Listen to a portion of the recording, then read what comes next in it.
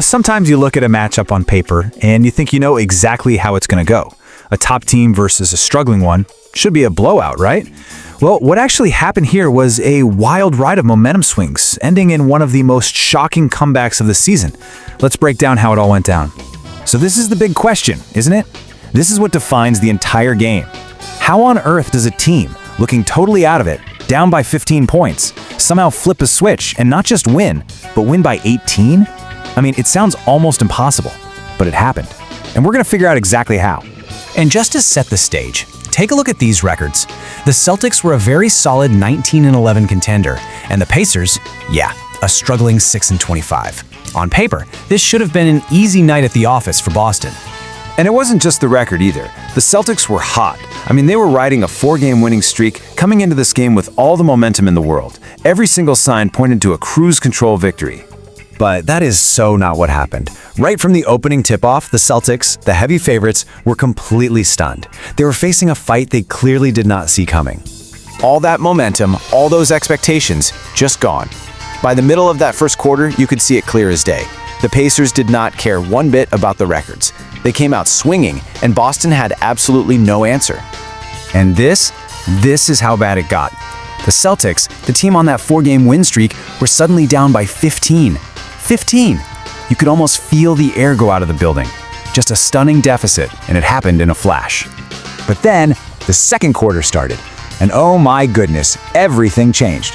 What we saw next wasn't just a comeback. It was a total offensive detonation that completely flipped this game on its head. 47! The Celtics scored 47 points in the second quarter. Just let that sink in for a second. 47 points in 12 minutes. It was an absolute onslaught.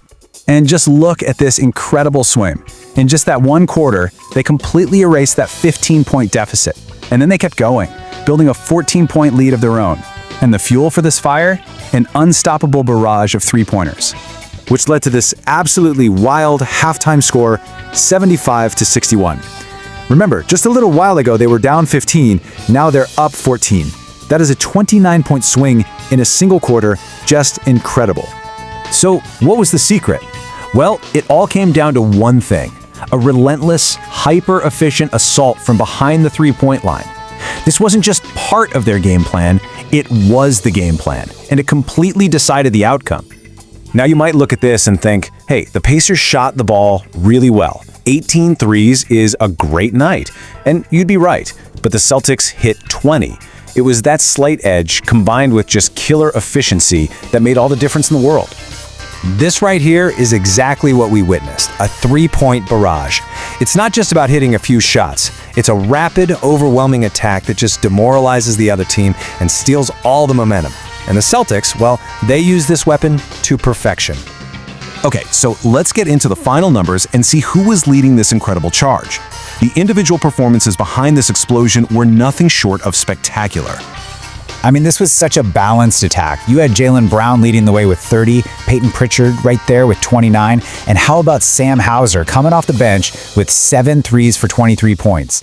When you have 4 different players scoring over 20 points, you are almost impossible to stop. But ultimately, it all comes back to this one number: 24 for 39 from three-point land. That's over 51% on a ton of attempts. That's not just good offense. That is truly championship-level stuff right there. And so, from that 15-point hole we started with, we arrive at the final score, 140-122, an 18-point victory, all built on one of the most explosive quarters of basketball you will ever see. So it really leaves you wondering, doesn't it? We saw a team look completely vulnerable, and then, in the blink of an eye, look totally unbeatable. Can one single quarter of perfect offense like that actually show you a team's true championship potential? It's a fascinating question to think about.